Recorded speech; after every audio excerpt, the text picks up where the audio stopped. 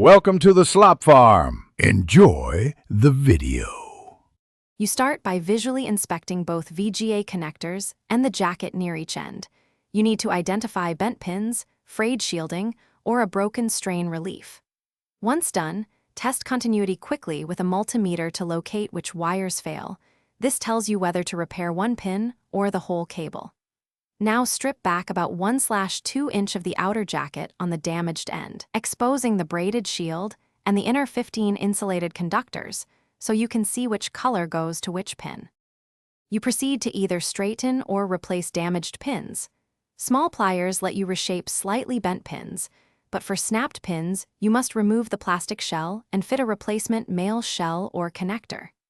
If wires are broken, strip about 1/8 inch of each insulated conductor, tin the strands, and solder them to the correct pin lugs in the connector while referencing your continuity map. Meanwhile, make sure the braided shield is anchored to the connector shell to preserve grounding and reduce signal noise.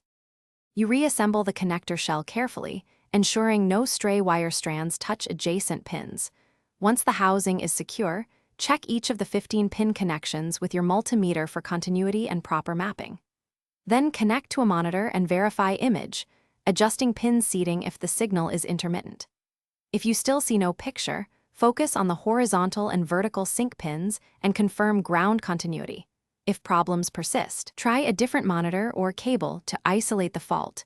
This single troubleshooting tip often saves time. Thanks for watching. Consider subscribing if we helped you today.